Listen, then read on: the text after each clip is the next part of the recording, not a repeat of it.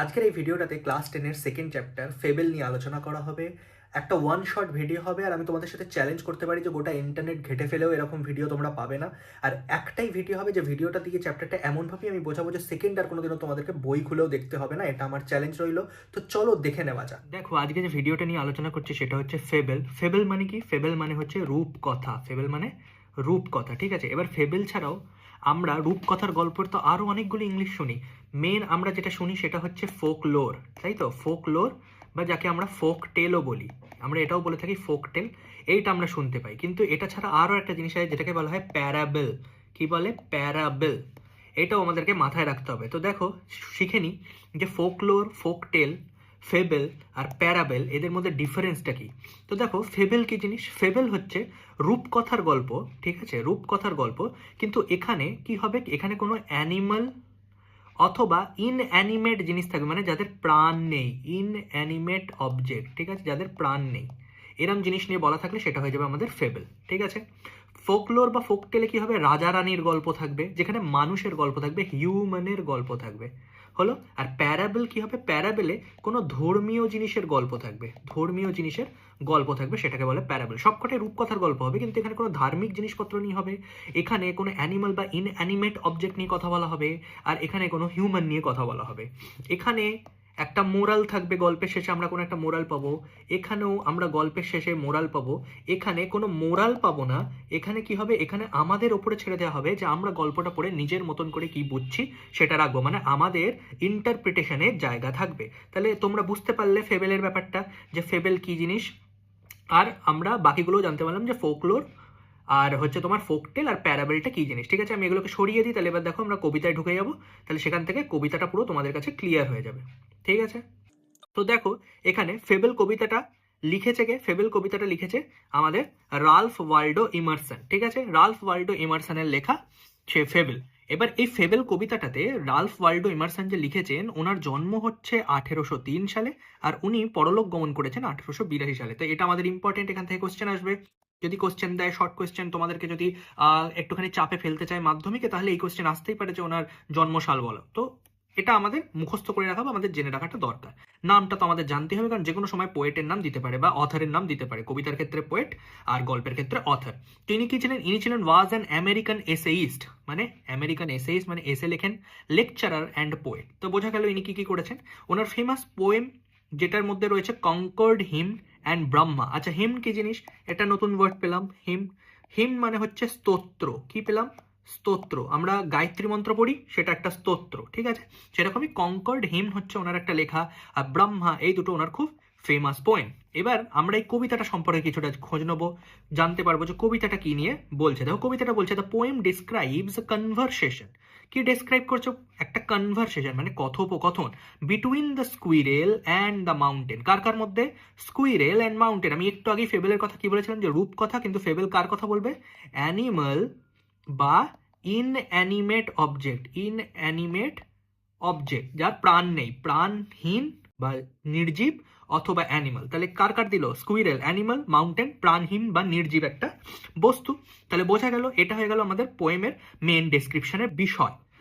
The squirrel points out. Squirrel কি point out করছে, কি দেখাচ্ছে, চিহ্নিত কি করছে? দ্যাট ইন দিস ওয়ার্ল্ড, এই পৃথিবীতে, এভরি বিং, প্রত্যেকটা সত্তা, লিভিং অর নন লিভিং, সেটা বেঁচে থাকুক বা নন লিভিং হোক, মানে জীব হোক বা নির্জীব হোক, বিগ অর স্মল হোক, বড় হোক বা ছোট হোক, হ্যাভ দেয়ার ইন্ডিভিজুয়াল রিজনস, তাদের নিজস্ব নিজস্ব কারণ আছে। ফর এক্সিস্টেন্স, এই পৃথিবীতে থাকার তাদের নিজস্ব নিজস্ব কারণ রয়েছে। তাহলে বোঝা গেল এই কবিতার মেন, আমাদের যদি কোর সামারি কি হয়ে থাকে, কোর সামারি হচ্ছে যে দুজনের মধ্যে কথোপকথন হচ্ছে, যেখানে স্কুইরেল এটা পয়েন্ট আউট করে দিচ্ছে যে দেখো, পৃথিবীতে যাই রয়েছে না কেন, সেটা জীবিত হোক বা মৃত হোক বা জীব হোক বা নির্জীব হোক, বড় হোক বা ছোট হোক, তাদের কিন্তু প্রত্যেকের কারণ রয়েছে থাকার, তাই তারা আছে। অকারণে কিন্তু কেউ জায়গা দখল করে বসে নেই, এটা মাথায় রাখতে হবে যে অকারণে কিন্তু কেউ জায়গা দখল করে বসে নেই। তো চলো এবার আমরা কবিতাটা দেখে নেবো, কবিতাটাতে কি বলছে। দেখো, ফার্স্ট লাইনে বলছে the mountain and the squirrel had a quarrel. তাহলে আমরা জানতেই পেরেছি প্রথমেই যে আমাদের কনভারসেশন কোন দুজনের মধ্যে হবে, এই দুজনের মধ্যে হবে। তো সেটাই বলা হয়েছে ফার্স্ট লাইনে, যে the mountain and the squirrel had a quarrel. এবারে কোয়ারেল কথার তোমরা দেখবে ফ্রেজাল ভার্ব দেয়। ফ্রেজাল ভার্ব যে তোমরা শিখছো, ফ্রেজাল ভার্ব কোয়ারেলের ফ্রেজাল ভার্ব কি? Fall out. ফল আউট মানে কোয়ারেল, ঝগড়া করা। এটার পাস্ট কি হবে? Fail out. থার্ড ফর্ম কি হবে? কারণ এখানে হ্যাড আছে, তো থার্ড ফর্ম কি হবে? Fallen out. এখানে হ্যাড আছে মানেই এরকম নয় যে, কিন্তু এখানে কোয়ারেলটা নাউন হিসেবে ইউজ হচ্ছে, এরকম কিন্তু নয় যেখানে হ্যাড আছে মানেই এখানে কোয়ারেলটার ভার্বের থার্ড ফর্ম হয়ে যাবে, এরকম কিন্তু না, ঠিক আছে? এটা বোঝো কিন্তু। হ্যাডের পরে যদি ভার্ব বসতো তাহলে ভার্বের থার্ড ফর্ম হতো, এখানে কিন্তু হ্যাডের পরে এটা ভার্ব হিসেবে বসেনি, এটা কিন্তু একটা ঘটনা সম্পর্কে বলছে, এটা কোনো কাজের কথা বলছে না কিন্তু, যেখানে কাজ হচ্ছে সেরকম কিন্তু না, ঠিক আছে? তাহলে কখনো ভার্বের আগে তুমি কখনো দেখেছো কাউকে আর্টিকেল বসাতে? Article is nothing but part of an adjective, আর অ্যাডজেক্টিভ নাউন বা প্রোনাউনের দোষ গুণ অবস্থা বোঝায়। এটা কিন্তু সবসময় মাথায় রাখবে যে এ অথবা অ্যান কার কাজ করবে? অ্যাডজেক্টিভের কাজ করবে, এরা অ্যাডজেক্টিভ ফ্যামিলির লোক, আর এরা কি করবে? নাউন বা প্রোনাউনের দোষ গুণ অবস্থা বোঝাবে। সো কোয়ারেল কখনই এখানে ভার্ব না। বোঝা গেল? ঝগড়া করা বোঝায়নি, এখানে ঝগড়া বুঝিয়েছে। তো the mountain and the squirrel had a quarrel, তাহলে আমি কি বুঝলাম? যে কোয়ারেল যদি শব্দটা থাকে তার ফ্রেজাল ভার্ব হচ্ছে এরা, ফল আউট, পাস্ট হলে ফেল আউট, থার্ড ফর্ম হলে ফলেন আউট।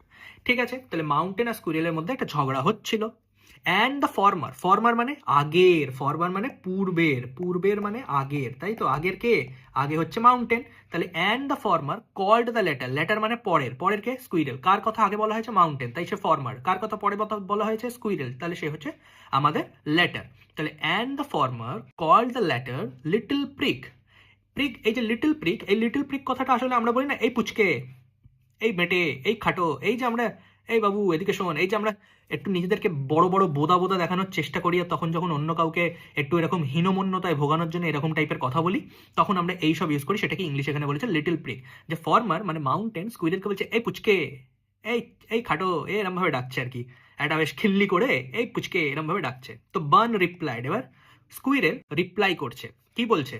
স্কুইরেল এবার বলছে যে আমি তো এবার তোর থোতা মুখ ভোতা করবো, দেখ এবার আমি কিরকম তোকে আমি শোনাই কথা। বলছে you are doubtless very big, এতে কোনো ডাউট নেই তুমি অনেক বড়। But all sorts of things and weather must be taken in together to make up a year. যত রকমের জিনিসপত্র রয়েছে এবং যত ওয়েদার আছে, ওয়েদার মানে আবহাওয়া, ওয়েদার মানে আবহাওয়া মানে যত সিজন, তাই তো? এখানে সিজন, যত সিজন আছে must be taken in together, সকলকে একসাথে নিয়ে চলতে হবে। To make up a year, একটা গোটা বছর বানাতে গেলে নিশ্চয়ই তো শুধু গ্রীষ্মকাল দিয়েই তো তোমার নিশ্চয়ই গোটা একটা বছর হয়ে যাবে না, বা গোটা শীতকাল দিয়ে নিশ্চয়ই হয়ে যাবে না। একটা বছর হতে গেলে গ্রীষ্ম লাগবে, শীত লাগবে, বর্ষা লাগবে, বসন্ত লাগবে, সব কটা ঋতু সব কিছু নিয়ে তো একটা ইয়ার তৈরি হয়। অ্যান্ড স্ফিয়ার, এবং একটা বলয় তৈরি হয়, বলয়, বলয়, ঠিক আছে? তাহলে কি বলছে? যে তুমি বড়, এ বিষয়ে তো কোনো ডাউট করার জায়গা নেই, আমি তো চোখে দেখতে পাচ্ছি যে তুমি বিশাল বড়, তুমি গোদা হাতি একখানা, আমি তো সেটা চোখে দেখতে পাচ্ছি। কিন্তু এটা বুঝতে হবে যে যত রকমের জিনিস রয়েছে, যত রকমের ওয়েদার রয়েছে, সবটাকে একসাথে দিয়েই একটা বছর তৈরি হয়, একটা বলয় তৈরি হয়। পৃথিবী মানে এই গোল পৃথিবীটা মানে এইটুকুনি নয় যে এতে খালি জল আছে, এতে স্থলও আছে, হতে পারে এতে যে একদম 3 ভাগ জল হতে পারে, কিন্তু আরে 1 ভাগ হলেও তো স্থল আছে রে বাবা, তাই না? এমন তো নয় যে শুধুই জল, তো শুধু একটা জিনিস দিয়ে তৈরি হতে পারে না। এরপরে কি বলছে? And I think it no disgrace, disgrace মানে অভিশাপ, ঠিক আছে? ডিসগ্রেস মানে অভিশাপ। তো বলছে যে এতে তো কোনো খারাপ ভাবার, এখানে অভিশাপ নয় বা খারাপ ভাবার তো কিছু নেই।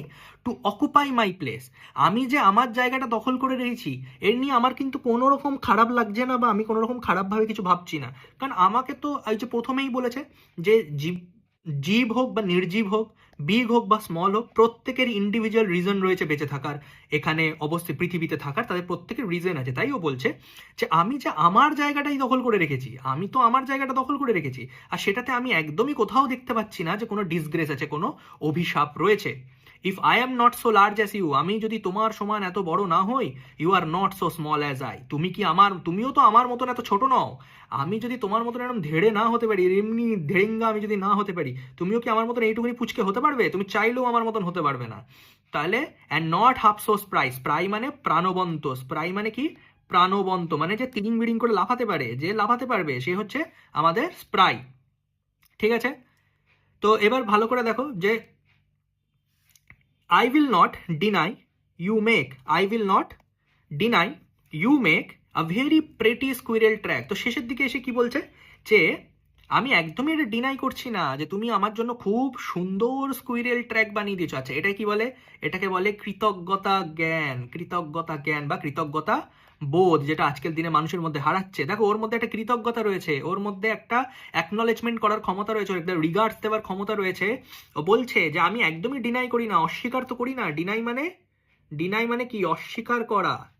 বলছে আমি একদম অস্বীকার করি না। কি অস্বীকার করে না? যে যে you make a very pretty squirrel track. এই যে পর্বতটা রয়েছে এর গা দিয়ে দিয়ে যে রাস্তাটা গিয়েছে সেটা দিয়ে তো স্কুইরেল ওপরে বেয়ে বেয়ে উঠতে পারবে। তাই বলছে তুমি খুব সুন্দর একটা স্কুইরেল ট্র্যাক যে বানিয়ে দিয়েছো এ বিষয়ে কোনো সন্দেহের জায়গা নেই, আমি সবসময় মেনে চলি। ট্যালেন্টস ডিফার, প্রত্যেকটা জিনিসের ট্যালেন্ট আলাদা। যদি কেউ খুব ভালো সাঁতার কাটতে পারে তাহলে কেউ খুব ভালো গাছে উঠতে পারে। যদি কেউ খুব ভালো, বিরাট কোহলি খুব ভালো ক্রিকেট খেলে তাহলে অরিজিৎ সিং খুব ভালো গান গায়। যদি রোনাল্ডো খুব ভালো ফুটবল খেলে তাহলে এখানে আহ, কেউ একটা দেখা গেল যে খুব ভালো হচ্ছে লন টেনিস খেলে, বা জকোভিক বা ফেডেরার, নাদাল, এরা প্রত্যেকে লন টেনিস ভালো খেলে। তো প্রত্যেকের ট্যালেন্ট আলাদা, কারোর সাথে কারোর তুলনা করা যাবে না। আমি এটা বলতে পারি না যে তুই পড়াশোনা করে ডাক্তার হয়েছিস মানে তুই ভালো, আর যে ক্রিকেট খেলে আজকে বিরাট কোহলি হয়েছে সে ভালো না। আমি কখনোই সেটা বলতে পারবো না। All is well and wisely put, সবই হলো ভালো আর সব কটাকেই ওয়াইসলি পুট মানে সবাই জ্ঞানী, সবাই সেইভাবেই তাদেরকে রাখা হয়েছে, প্রত্যেকটা সঠিক অর্থে সঠিক জায়গায় বসানো হয়েছে তাদেরকে, এবং সব কিছু ঠিক। প্রত্যেকেরই ট্যালেন্ট আলাদা, যার যার যেরকম যেরকম ট্যালেন্ট তাকে সেই সেই জায়গায় সেই সেইভাবেই বসানো হয়েছে। If I can not carry forest on my back, আমি যদি আমার পিঠে, কারণ এটা যদি পর্বত হয়, পর্বতের গায়ে তো এখানে গাছপালা হয়, গাছপালা জন্মেছে এখানে, গাছপালা জন্মেছে গায়ে, ঠিক আছে? তো বলছে যে if I can not carry forest on my back, যদি আমি আমার পিঠে তোমার মতন করে ফরেস্ট না জন্মাতে পারি, neither can you crack a nut, তুমিও কি আমার মতন করে বাদাম ভেঙে খেতে পারবে? তুমিও তো আমার মতন করে বাদাম ভেঙে খেতে পারবে না। তো আরেকবার কবিতাটা ঝাটঝাট করে বলে ফেলি, দেখো কি বলছে। বলছে the mountain and the squirrel had a quarrel. কি বললাম যে মাউন্টেন আর স্কুইরেলের মধ্যে ঝগড়া হয়েছে।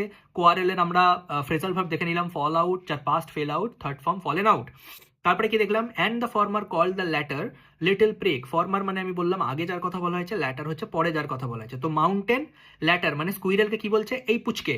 তার উত্তরে বান রিপ্লাইড, স্কুইরেলকে উত্তর দিচ্ছে, you are doubtless very big, এতে কোনো সন্দেহের জায়গা নেই যে তুমি অনেক বড়, but all sorts of things, কিন্তু সব রকমের জিনিসপত্র, অ্যান্ড ওয়েদার, আবহাওয়া, must be taken in together, সবাইকে একসাথে টেক ইন করতে হবে, একসাথে নিতে হবে, to make up a year, একটা বছর বানানোর জন্য, অ্যান্ড এ স্ফিয়ার, একটা পুরো বলয় বানানোর জন্য। And I think it no disgrace, আর আমি মনে করি যে এর মধ্যে কোনোই অভিশাপ নেই, কোনোই খারাপ লাগার কিছু নেই।